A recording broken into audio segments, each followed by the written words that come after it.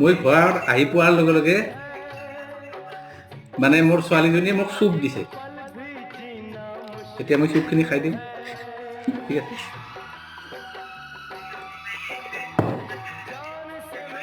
নাই